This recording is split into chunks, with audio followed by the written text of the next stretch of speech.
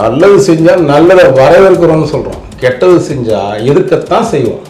இந்த மாதிரி களவாணித்தனம் பண்ணக்கூடிய அதிகாரிகள் இருந்தால் அரசாங்கத்துக்கு தான் கெட்ட பேர். எங்களுக்கு ஒன்று, நான் வீட்டில் எது வருவோம், இன்னைக்கு ஓட்டு போடுவான், நாளைக்கு அடுத்த கட்டம் மாற்றி ஓட போடுவான், வேற என்ன பண்ண போகிறான். ஆனால் இங்கே நம்ம அரசாங்கத்தில் நடக்கிற செய்திகள் உடனுக்குடனே எப்படி அங்கே போகுது? உடனுக்குடனே கொஞ்சம் கூட இது இப்போ இங்கே ஒரு மர்டர் நடந்துச்சுன்னா அடுத்த நிமிஷம் அவர் ப்ரெஸ் பார்க்குறாரு. எப்படி உள்ள கருப்பாடுகள். அருண் எப்படின்னு கேட்டாங்க, அவர் காவல்துறை அதிகாரியை விட களவாணி பசங்களுடைய சாவாசம் அதிகம். அதனால் நமக்கு எதிராக ஒருத்தன் செஞ்சிடணும், உள்ள வச்சு செய்யணும். அதுக்கு எனக்கு முக்கிய காரணமே இந்த செல்வ பெருந்தகையும் இவரும் ஒரு பார்ட்னர்ஸ். சாதிக்கும் இந்த செய்கிற நீங்கள் ஐயவித்தனத்துக்கும் என்னத்துக்கு? ஏன் அந்த சமுதாயம் எவ்வளோ ஒடுக்கப்பட்ட சமுதாயத்தில் எவ்வளோ நல்லவர்கள் இருக்காங்க, இன்றைக்கி நல்ல தலைவர்கள் பிறந்த சமுதாயங்கிறது. இந்த மாதிரி களவாணித்தனமான ஆட்கள்லாம் சமுதாயத்துக்கு பிறகு ஒரு இல்லை விட்றீங்க. அதெல்லாம் ரொம்ப தவறான விஷயம். இதையெல்லாம் முதலமைச்சர் கவனிக்கணும். இதெல்லாம் கண்டிப்பாக கவனிச்சாருக்காங்க. நீங்கள் சொல்கிறது எப்படி மீட்க முடியும்?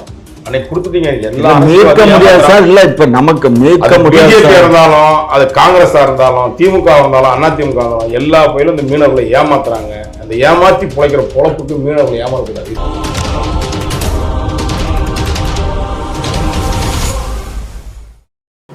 ஒரு காவல்துறை அதிகாரி கீழே இருக்கிற ஒரு காவல் நிலைய ஆய்வாளர் தப்பு பண்ணுறாரு அப்படின்னா அடுத்த கட்டம் யாருக்கு புகார் கொடுப்பீங்க? அசிஸ்டன்ட் கமிஷனருக்கு புகார் கொடுப்பீங்க, இல்லை டெப்டி கமிஷனருக்கு புகார். டெப்டி கமிஷனும் அதை செவி சாய்க்காமல் இருக்காரு அப்படின்னா அடுத்தது கமிஷனர்கிட்ட கொடுப்பீங்க. கமிஷனரும் அதுக்கு உடனடியாகவே இருக்காருன்னா யார்கிட்ட புகார் கொடுப்பீங்க? அரசாங்கத்துக்கு தான் புகார் கொடுக்கணும். அரசாங்கம் செவி சாய்க்கல்னால் யாருடைய? நீங்கள் அப்பவே களை எடுத்திருந்தீங்கன்னா அரசாங்கத்துக்கு கெட்ட பேர் கிடையாது இல்லையா? அப்போது கீழே இருக்கிற அதிகாரிகளால் தானே இவ்வளோ அவப்பேர் ஏற்படுது அரசாங்கத்துக்கு. நாங்களுக்கு என்ன, எங்களுக்கு திமுக அரசாங்கங்களோ இல்லை அதிமுக அரசாங்கத்தின் மீது எங்களுக்கு ஒன்றும் காழ்ப்புணர்ச்சி கிடையாது. நல்லது செஞ்சால் நல்லதை வரவேற்கிறோம்னு சொல்கிறோம், கெட்டது செஞ்சால் எதுக்கத்தான் செய்வோம். இந்த மாதிரி களவாணித்தனம் பண்ணக்கூடிய அதிகாரிகள் இருந்தால் அரசாங்கத்துக்கு தான் கெட்ட பேர். எங்களுக்கு ஒன்று, நான் வீட்டில் எது வருவோம், இன்னைக்கு ஓட்டு போடுவான், நாளைக்கு அடுத்த கட்டம் மாற்றி ஓட போடுவான், வேற என்ன பண்ண போகிறான். அப்போ இதே அதிகாரிகள், நான் இதே அருணை பற்றி நான் ஒரு விஷயம் சொல்கிறேன். சேலம் புறப்படுறாங்க. கடந்த 8-9 மாதத்துக்கு முன்னாடி சேலம் புறப்படுறாரு ஆப்போசிஷன் லீடர் யார், எடப்பாடி பழனிசாமி. அந்த வண்டியில் சீட்டில் இவருக்கு அவருக்கு இங்கே டிஃப்ரெண்ட் இருக்குது. இங்கேருந்து போய் சிஎம்மை பார்த்து விஷ் பண்ணிவிட்டு, பழைய சிஎம்மை பார்த்து விஷ் பண்ணிவிட்டு, ஏன்னா அவருக்கு உறவு முறை யார், எடப்பாடி அவர்களுக்கு உறவு முறை, அவருடைய ரிலேட்டிவ் பொண்ணை தான் இவர் கல்யாணம் பண்ணிக்கிறதா வெளியே சொல்லிக்கிறார். யார், அருண். யமுனா ராணின்னு மிஸ்ஸஸ் இருக்கிறாங்க, அவன் உறவு முறைன்னு சொல்லி வெளியில் சொல்லிக்கிறாங்க. எப்போ வந்தாலும் ஏடிஎம்கே வந்தாலும் நான் பவர்ஃபுல்லாக இருப்பேன், டிஎம்கே வந்தாலும் பவர்ஃபுல்லாக இருப்பேன்.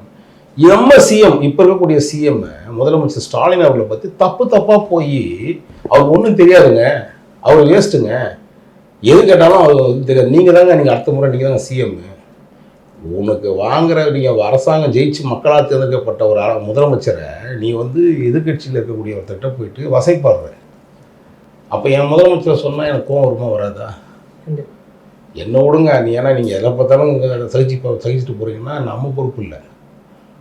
உனக்கும் விசுவாசமாக இல்லை, அதே எடப்பாடி அவர்களும் விசுவாசமாக இருக்க போகிறது இல்லை. கேட்டால் எனக்கு சாதிக்காரரு, எங்கள் ஒய்ஃபு, என் உறவு முறை அப்படின்னு சொல்லிக்கிறாங்க. இதெல்லாம் ஒரு நாள் சோறுபடாது தம்பி.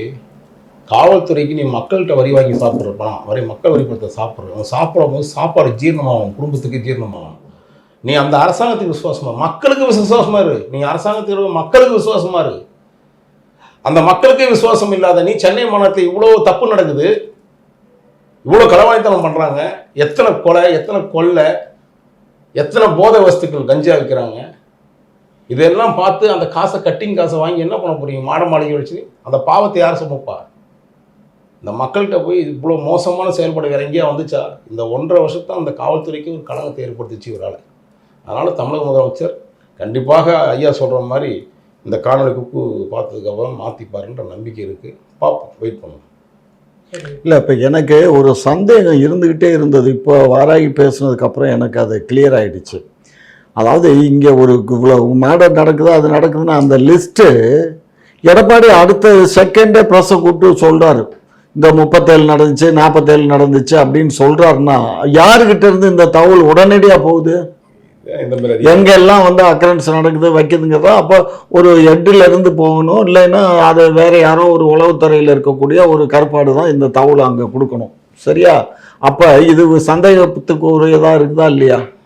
பல சேனல்களில் நானே பேசியிருக்கேன். இவர் எடப்பாடியுடைய கட்சியை சேர்ந்தவங்க அதிமுக காரவங்க கேள்வி கேட்கும்போது, அப்போ முந்தைய அரசில் நடந்ததெல்லாம் இருக்குது. இந்த சட்டமன்றத்திலேயே சிஎம் சொல்லிட்டாரு, நான் டிவியை பார்த்து தான் தூத்துக்குடியில் நடந்த அந்த இதை பார்த்தேன்னு சொன்ன சிஎம், நீங்கள் எங்களை பற்றி குறை சொல்கிறீங்களான்லாம் கேட்டார். அது கேட்கலாம், அது வேறு விஷயம். ஆனால் இங்கே நம்ம அரசாங்கத்தில் நடக்கிற செய்திகள் உடனுக்குடனே எப்படி அங்கே போகுது? உடனுக்குடனே கொஞ்சம் கூட இது இப்போ இங்கே ஒரு மர்டர் நடந்துச்சுன்னா அடுத்த நிமிஷம் அவர் ப்ரெஸ் பார்க்குறாரு. எப்படி உள்ள கருப்பாடுகள் இருக்கு. அப்போ காவல்துறை வந்து ரொம்ப உளுத்து போய் கிடக்கு. காவல்துறையை அடியோட கம்ப்ளீட்டாக எல்லாத்தையும் மாற்றணும். ஒரு முறை சிஎம் மாற்றினார், மாற்றிட்டு எல்லாத்தையும் தூக்கி அடின்னு சொல்லி எல்லாத்தையும் கொண்டுட்டு போய் அதிகாரம் இல்லாமல் சட்டையை கழட்டிடுவார். சட்டையை கழட்டி சட்டை இல்லாத டிபார்ட்மெண்ட்டுகளில் போட்டு அவங்கள பனிஷ் பண்ண மாதிரி பண்ணுவார். அந்த மாதிரி எல்லாம் பண்ணணும். அப்படியெல்லாம் பண்ணால் தான் இந்த அதிகாரிகள் வந்து காவல்துறையில் இருக்கக்கூடிய இந்த கருப்பாடுகள் இந்த கருப்பாடு யாருங்கிறது வந்து சிஎம்முக்கு தெரியாமல் இருக்காது, சிஎம் நாலேஜுக்கு போகாமல் இருக்காது. ஏன்னா அவர்கிட்ட உண்மை பேசுகிறதுக்கு நிறைய காவல்துறை இருக்காங்க, எங்கள் கட்சியை சார்ந்தவங்க நிறைய பேர் இருக்காங்க. பட் இருந்தாலும் ஏதோ அவர் அந்த ஒரு இளைய மனசில் அதை இப்போ நடவடிக்கை எடுக்காமலே இருக்கார். இனியும் அவர் எடுக்காமல் இருந்தாருன்னா நம்ம அரசாங்கத்துக்கு தான் ரொம்ப கெட்ட பேர் வரும். சிறைக்குள்ளே உங்களுக்கு கொலை முயற்சி நடந்ததா ஒரு தகவல் வெளியா இருக்கு. அது தகவல்லாம் இல்லை, உண்மை சேர்ப்போங்க. என்னை வந்து சிறைச்சாலையில் கடந்த முறையே வந்து அருண் வந்து இந்த நார்த்தில் இருக்கக்கூடிய சவுத் சைடில் இருக்கக்கூடிய சில ரவுடிகள்கிட்ட பேசி இங்கேருந்து சென்னையில் இருக்கிற சில ரவுடிகள்கிட்ட சொல்லி உள்ளே என்னை வந்து கொலை பண்ணுறதுக்கு முயற்சி பண்ணாங்க. அது நல்ல காலம். இன்றைக்கி சிறைத்துறையில் இருக்கக்கூடிய ஏடிஜிபி இப்போ புதுசாக இருக்கார் ஒருத்தர், ரொம்ப நேர்மையான அதிகாரி. அந்த அதிகாரி எனக்கு ஹை செக்யூரிட்டி இதில் வந்து பிளாக்ல போட்டு எனக்கு சேஃப் பண்ணி வச்சுருந்தாங்க சில அதிகாரினால். அதனால் எனக்கு உயிருக்கு அச்சுறுத்தலாம் தவிர்க்கப்பட்டுச்சு. இல்லைன்னா எனக்கு உள்ள சிறைச்சால் 2ஆம் முறையும் அந்த வேலையை பார்த்தாங்க. அருண் வந்து எப்படின்னு கேட்டாங்க, அவர் காவல்துறை அதிகாரியை விட களவாணி பசங்களுடைய சாவாசம் அதிகம். அதனால் வந்து நமக்கு எதிராக ஒருத்தன் செஞ்சிடணும், உள்ளே வச்சு செய்யணும். அதுக்கு எனக்கு முக்கிய காரணமே இந்த செல்வ பெருந்தகையும் இவரும் ஒரு பார்ட்னர்ஸ், தொழில் பார்ட்னர் இவங்க 2 பேரும். இல்லை, அதில் எனக்கு கொஞ்சம் டவுட் இருக்குங்க. ஏன்னா செல்வ பெருந்தொகை வந்து ஒரு பட்டியல் இனத்தை சேர்ந்தவர், அவர் வந்து கவுண்டர் இனத்தை சேர்ந்தவர். யாரு? அருண். இல்லை, அவரும் சேம் கம்யூனிட்டி. நான் கம்யூனிட்டிக்குள்ளே போகல, நம்ம அந்த விரும்பல. சாதி ரீதியாகவே நான் எந்த விஷயத்தையும் சொல்ல விரும்பல. அவர் எங்கே நான் இவங்கெல்லாம் என்ன நினைக்கிறாங்கன்னா, இந்த செல்வ பெருந்தகைக்கு முந்தா நாள் பேசினார் பார்த்தீங்களா? ஆமாம், பத்திரிகா சந்திப்பில். நான் ஒடுக்கப்பட்ட சமுதாயத்தில் வந்ததுனால தான் நான் தலைவனாகக்கூடாது, வெள்ளஞ்சலையமாக போடக்கூடாது. அட திருட்டு பசங்களே, இந்த வெள்ளஞ்சலையும் நீ உழைச்சி சம்பாதிக்கணும். நீ நெத்தி வேர்வை செஞ்சு வேர்வை சிந்தி நிலத்தில் சம்பாதிச்ச காசாக இருந்தால் பரவாயில்ல. அடுத்த ரத்தத்தில் வந்து சிந்தி சம்பாதிச்ச காசை வச்சுட்டு நீ வந்து நேர்மையை பற்றி பேசுகிற, காமராஜர் ஆட்சி கொடுப்புன்னு சொல்கிற கட்சியில் இருக்க நீ, அந்த அரசியல் கட்சிக்கு தகுதியான தலைவனா நீ? அங்கே என்ன சொல்கிற? உன்னை உடனே ஜாதி கொண்டு வந்து கேட்குறேன். உனக்கு என்னது ஜாதி? காங்கிரஸ் இயக்கத்தில் சாதி தான் சொல்லி கொடுத்தாங்களா அவனுக்கு? இந்த மாதிரி வந்து துப்புக்கிட்டத்தனமாக பேசுகிறதுக்கு செல்வ பெருந்தகை வந்து இது பல விஷயங்களை உள்ளே போனோம்னா ரொம்ப பர்சனலாக போடக்கூடாதுன்னு நான் பார்க்குறேன். ஏன்னா அவர் பொது பிரச்சனைகளை கையில் எடுத்து போராடுறதே கிடையாது. அவரோட சொந்த தொழில் ஜெயிக்கணும் கையிலங்க. ராபர்ட்னு நினைக்கிற ஸ்ரீபெரும்புத்தூரில் ஒரு பையனை போடுறாங்க 1 வருஷத்துக்கு முன்னாடி. அதுக்கான வாட்ஸ்அப்பில் ஒரு கம்பெனிக்கு நிதி கொடுக்கணும், இவனுக்கு தான் தரணும்னு சொல்லி அவருடைய சொந்த கம்பெனிக்கு, செல்வ பெருந்தகையோட பினாமி கம்பெனிக்கு போட்டு என்கிட்ட வாட்ஸ்அப் மெசேஜ் இருக்குது. இவர் இந்த கம்பெனிக்கு இவர் தான் டெண்டர் கோட் பண்ணி கொடுக்கணும் எனக்கு அப்படின்னு சொல்லி கேட்குறாரு. அதில் ஒரு கொலை நடக்குதுங்க, அதுக்கு நான் புகார் கொடுத்துருக்குறேன். அப்போ நீங்கள் நடவடிக்கை எடுக்கணும்ல. அது நீங்கள் நான் தமிழக முதலமைச்சர் ஏன் சொல்கிறேன்னா, சில அதிகாரிகள் எடுக்கணும். நீங்கள் வந்து இந்த மாதிரியான விஷயம் அதிகாரிகளை களை எடுக்கணுன்ற சொல்கிறது காரணம் என்னன்னு கேட்டேன்னா, உங்கள் ஆட்சியில் இவ்வளோ கொலை நடந்திருக்குன்னு உங்கள் மனச்சாட்சி விட்டு உங்கள் அதிகாரிகிட்ட கேட்க சொல்லணும். அது காரணம் சில அதிகாரிகள் தான் காரணம்.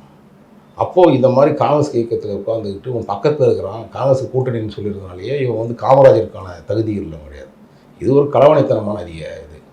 இந்த மாதிரி ஆட்களோடு நீங்கள் வந்து வச்சுக்கிட்டு அந்த கொலகாரனோட சாவாசம் வச்சுக்கிறீங்க. கேட்டால் ஜாதியை பற்றி பேசுகிறீங்க. எங்கே வந்துச்சு சாதி உங்களுக்கு? சாதிக்கும் இந்த செய்கிற நீங்கள் ஐயவித்தனத்துக்கும் என்னத்துக்கு? ஏன் அந்த சமுதாயம் எவ்வளோ ஒடுக்கப்பட்ட சமுதாயத்தில் எவ்வளோ நல்லவர்கள் இருக்காங்க இன்றைக்கு வரையும்? நல்ல தலைவர்கள் பிறந்த சமுதாயம் அது. இந்த மாதிரி களவாளித்தனமான ஆட்களெல்லாம் வந்து சமுதாயத்துக்கு பேர் எடுத்துகிட்டு ஊரில் விடுறீங்க. அதெல்லாம் ரொம்ப தவறான விஷயம். இதையெல்லாம் முதலமைச்சர் கவனிக்கணும். இதெல்லாம் கண்டிப்பாக கவனிச்சா தான் அதுக்கான ஒரு மாற்றத்தை இருந்தால் தான் நீங்கள் வந்து உங்கள் மக்கள் வந்து இருப்பாங்க. செல்வ பெருந்தகை போன்ற ஒரு மாடல் கேஸ் அக்யூஸ்டை இன்னைக்கு வரைக்கும் நீங்கள் பக்கத்தில் வச்சுக்கிறதே தப்புன்னு தான் நான் நினைக்கிறேன். ஏன் உங்கள் கூட்டணி கட்சியின் தமிழ்நாடு தலைவரை இப்படி ஒரு குற்றச்சாட்டு சொல்லியிருக்காரு, நீங்கள் என்ன சொல்ல வரீங்க? இல்லை, அதாவது எனக்கு என்னன்னா, ஒரு தமிழ்நாடு காங்கிரஸ் கமிட்டி காங்கிரஸில் இருந்தவங்க எல்லாம் வந்து எனக்கு மூப்பனார் ஆகட்டும், அதுக்கு முன்னாடி ராமச்சந்திரன் ஆகட்டும், அங்கே இருந்தவங்க குமரி ஆனந்தன், அதுக்கு முன்னாடி இருந்த எல்லாருமே, வாழப்பாடியார், திருநாவுக்கரசு, வாழப்பாடியார்லாம் எனக்கு ஒரு அண்ணாச்சி மாதிரி. நாங்கள் 2 பேரும் ஒன்றா தான் உட்காந்துக்குவோம், ஒன்றா தான் படுத்துக்குவோம். அதே மாதிரி தான் மூப்பனாரும் அப்படி தான் இருந்தோம். அவங்கெல்லாம் எப்படி இருந்தாங்க காங்கிரஸ்லங்கிறது எனக்கு நல்லாவே தெரியும், சரியா? ஆனால் இன்றைக்கி வந்து காங்கிரஸ் வந்து வளராமல் போகிறதுக்கு இதெல்லாம் ஒரு காரணம். அதாவது என்னென்னா, இளைஞர்களை ஊக்குவிக்கணும், தப்பு செய்யக்கூடாது. அதாவது காந்தி கட்சி தான் காங்கிரஸ்னு பேர். தமிழ்நாட்டில் காமராஜ் காந்தியை வச்சு தான் காங்கிரஸ். இப்போ அவங்களையே வந்து இல்லாத அளவுக்கு இப்போ அப்படி இல்லைங்க, பசங்க தான் அந்த மாதிரி ஆகிடுச்சு. அதாவது ஒரு திருநாவுக்கரசை வைங்க, தங்கபாலுவை வைங்க, திருநாவுக்கரசு எங்க, தங்கபால் எங்க, EVKS இளங்கோவன் எங்க, இப்போ சொல்கிறாங்க அண்மையில். அதே மாதிரி இவரே வாசனை கூட எடுத்துக்கோங்க, வாசனை அவங்க அப்பா. இப்போ இப்படியெல்லாம் வந்து இருந்த ஒரு கட்சி இப்போ இன்னைக்கு வந்து ஒரு கழுத தெரிஞ்ச கட்டெரும்பான மாதிரி இன்னைக்கு போயிடுச்சே. அதுக்கு காரணம் என்னன்னா, தவறான நபர்கள் வந்து அந்த பொறுப்பில் வர்றது தான். ஏன்னு கேட்டிங்கன்னா, அதுக்கு வந்து வேறு எந்த வேலையுமே பார்க்கலைன்னா கூட ஒரு பெரிய கட்டிங் வந்து அவங்களுக்கு வந்துடும். காரணம் என்னன்னா, அங்கே வந்து காங்கிரஸ் கட்சிக்கு அவ்வளோ சொத்து இருக்குது. அந்த சொத்துலேருந்து நிறைய வரும், புரியுதா? காமராஜர் அரங்கமே இந்த கமிட்டி கண்ட்ரோலில் தான் இருக்குது. ஒரு 6 பேர் கொண்ட 5 பேர் கொண்ட ஒரு கமிட்டி.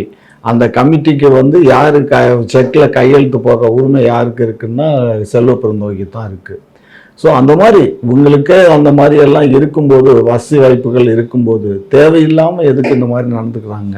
இதுக்கு முன்னாடி இருந்த தங்கபாலு மேலேயோ, திருநாவுக்கரசர் மேலேயோ, இல்லை ஒரு நம்ம குமரி ஆனந்தன் மீதோ, அல்லது கிருஷ்ணசாமி இருந்தார் அவர் மீதோ, யார் மீதுமே இந்த மாதிரி எல்லாம் வரலையே. இப்போ செல்வ பெருந்தகை மேலே மட்டும்தானே வருது. எதுக்காக வருது? அவரே யோசிக்கணும். நான் என்ன சொல்கிறேன், திரு செல்வ பெருந்தகை வந்து யோசித்து அவரை தானே கொஞ்சம் சுத்தப்படுத்திக்கணும். இந்த மாதிரி தவறுகள்லாம் வராமல், இல்லை ஒரு கால் இவர் பேரை சொல்லி நிறைய பேர் சொல்லலாம், செய்யலாம். ஏன்னா சவுக்கு சங்கர் வந்து நேரடியாகவே சொல்கிறாரு, அந்த நம்ம ஆம்ஸ்ட்ராங் கொலை வழக்கில் வந்து நேரடியாக இவருக்கு தொடர்பு இருக்குது அப்படின்னு இந்த நிமிஷம் வரை பேசிட்டு தான் இருக்காரு. நான் 2 வருஷத்துக்கு முன்னாடியே சொல்லிட்டேன். அப்படியா? இவருக்கு வந்து அந்த இதில் ஸ்ரீபெரும்புத்தூர்ல ஒரு மர்டர் ஆச்சு. ஆமாம், தொழில் ரீதியான பிரச்சனை இல்லை, செல்வ பெருந்தகை தலையிட்டு இருக்காங்க. அடுத்து ஆம்ஸ்ட்ராங் இறந்த அன்னைக்கு நான் அப்பா வந்து சவுக்கு வந்து சிறைச்சாலையில் இருக்காப்புல. அன்னைக்கு நான் வந்த அன்னைக்கு இறப்புக்கு மாலையே எனக்கு வந்து சில சோர்ஸில் சொல்லிச்சு, இந்த மாதிரி இதில் ஒரு பங்கு இருக்குங்க, செல்வ பெருந்தகைக்கு ஆம்ஸ்ட்ராங்குடைய கொலை வழக்கில் பங்கு இருக்குது அப்படின்னு சொன்ன உடனே நான் உடனடியாக அதை பேச ஆரம்பிச்சிட்டேன். சரி, நான் என்ன கேட்குறேன், போகிற குப்பாங்க இப்பெல்லாம் கூப்பிட்டு வந்து சம்மன் கொடுத்த நீங்கள் 8ஆம் தேதி பதவி ஏற்றி இவரை ஒரு வாட்டி கூட கூப்பிடலையே.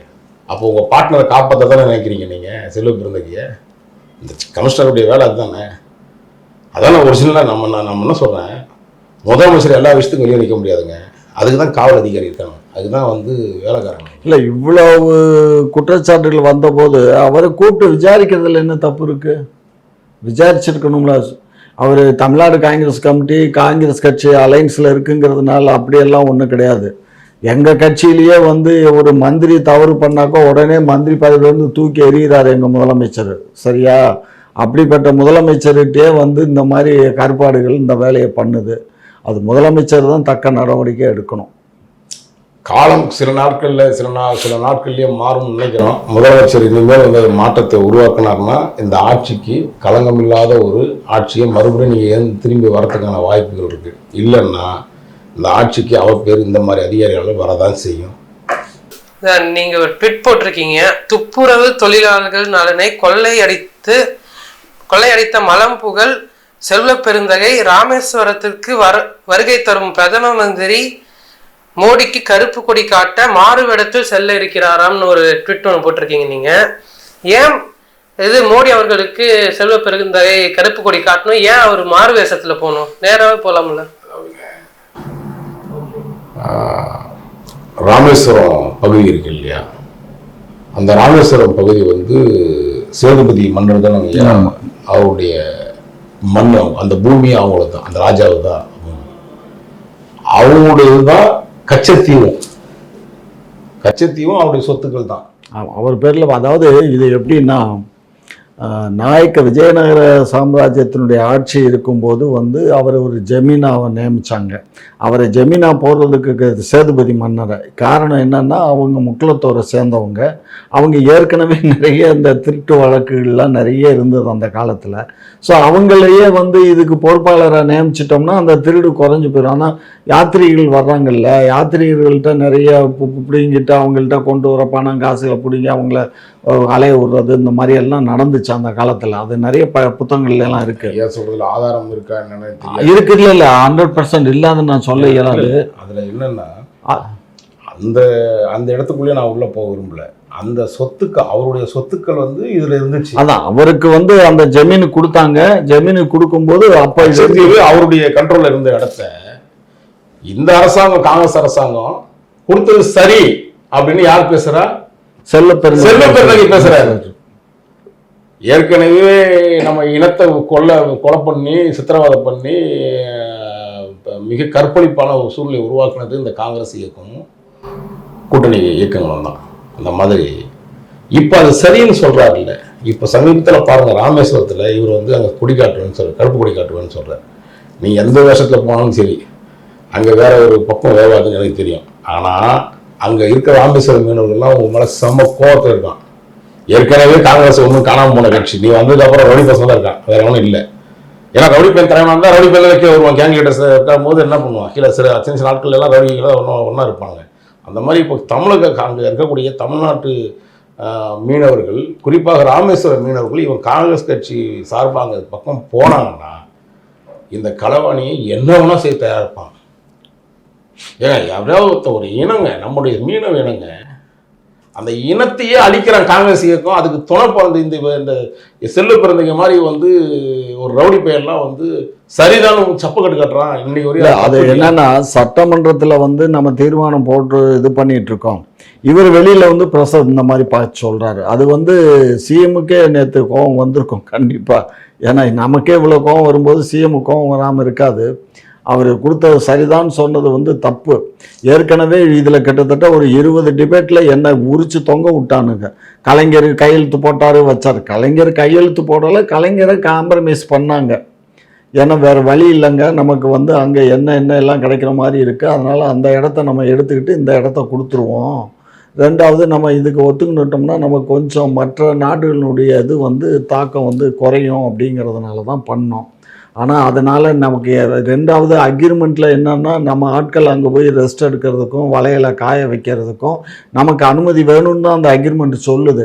ஆனால் அந்த அக்ரிமெண்ட்டில் இருக்கிறத அவங்க அடாப்ட் பண்ணலை.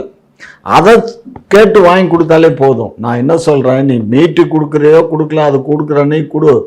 இப்போ வந்து நமக்கு அக்ரிமெண்ட்ல இருக்க மாதிரி நம்ம மீனவர்கள் அங்கே போய் வலையில காய வைக்க முடியும். எல்லாத்தையும் கொண்டு போய் வச்சுட்டீங்க. இந்த காங்கிரஸ்கார போர்வையில் சுற்றுற அந்த செல்வம் சொல்றாப்படி அந்த மாதிரி தான் இருக்குது. நீங்க சொல்றது எப்படி மீட்க முடியும்?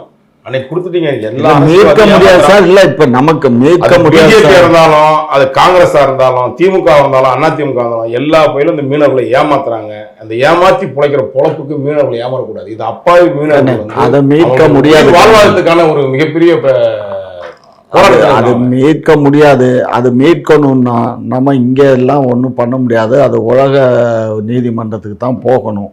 அது நாங்கள் கொடுத்தோங்க. எங்களுக்கு வந்து ஒன்றும் வேண்டாங்கண்ணா. நான் சொல்கிறது இதுதான், இப்போ இவர் அங்கே போகிறாரு 6ஆம் தேதி போகிறாரு. ஏப்பா அந்த அக்ரிமெண்ட் படி நீங்கள் நடந்துக்கோங்க.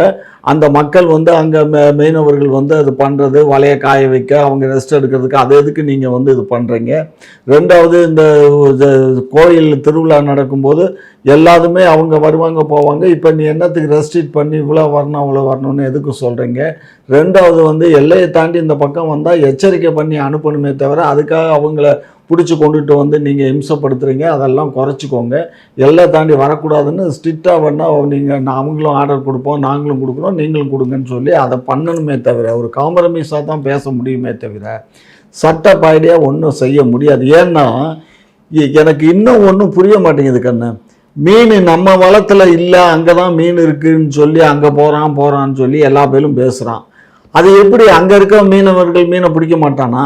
அங்கே இருக்க மீனவனும் மீனை பிடிக்கத்தானே செய்வான், நம்மளும் மீனை பிடிக்கத்தானே செய்கிறோம். அப்புறம் எப்படி அங்கே மட்டும் மீன் இருக்குது இங்கே மீன் இல்லைங்கிறான்? எனக்கு அதுதான் புரியாத புதிராக இருக்குது. ஏன் இது கேரளாக்காரன் சொல்ல மாட்டேங்கிறான், குஜராத்துக்காரன் சொல்ல மாட்டேங்கிறான், ஆந்திராக்காரன் சொல்ல மாட்டேங்கிறான்? அவன் இப்போ ஒன்றும் இல்லை, கேரளாவை சேர்ந்தவன் எவனாவது பிடிபடுறானா? தமிழ்நாட்டு மீனை மட்டும்தானே பிடிபடுறான். அப்போ இதில் ஏதோ சம்திங் இருக்குது, அவ்வளோதான். வெளிப்படையான உண்மைத்தன்மையை மக்களுக்கு கொண்டு போய் சேர்க்கறத அந்த மீனவருடைய வைத்தறிச்சலை தயவு செய்து எந்த அரசாங்கம் வந்தாலும் சரி, எந்த இயக்கம் வந்தாலும் சரி, அவனுடைய வைத்தறிச்சல் கொண்டே கூடாது. ஏன்னா அவன் வந்து அந்த தன்னை வருத்திக்கிட்டு தன் குடும்பத்தை பாருங்கள், அந்த கடல் பகுதியில் வாழ்கிறதே பெரிய விஷயம், அந்த உப்பில் வாழ்கிறதே பெரிய விஷயம். அந்த உப்பு காற்று, அந்த உப்பு காற்றுல அவன் வாழ்ந்து அதுக்குள்ளே போய் அவன் சுவாசத்தை கொண்டு வந்து அவன் உயிரை பணிய வச்சு இன்றைக்கி வந்து மீன் பிடிக்கிறது வலையை போட்டு மீன் பிடிச்சிட நினச்ச வேண்டாம். அங்கே இருக்கக்கூடிய திமிலங்கள் எத்தனை இருக்குது, எத்தனை வந்து மோசமான மீன்கள் இருக்குது உயிரை பறி கொடுக்குற அளவுக்குலாம். அதையெல்லாம் தாண்டி அவன் உயிரை வந்து அடிபணையை வச்சு அவன் வந்து அந்த மீனை கொண்டு வந்து வியாபாரம் பண்ணி அதை மார்க்கெட்டுக்கு கொண்டு வந்து அங்கேயும் அந்த அந்த மீன் வியாபாரிகளுக்கு அங்கே ஒரு பெரிய சிண்டிகேட் வச்சுருக்காங்க. அவனுக்கு ஒரு வாழ்வாதாரமே போராட்டமான வாழ்வாதாரங்க. அப்படியாப்பட்டவனை வந்து இந்த அரசாங்கமும் நசுக்குது, அண்டை நாட்டுக்காரனும் நசுக்கிறான். இதுலேருந்து அவன் விடுவிக்கணும்னா கடவுள் தாங்க கருணை காட்டணும்.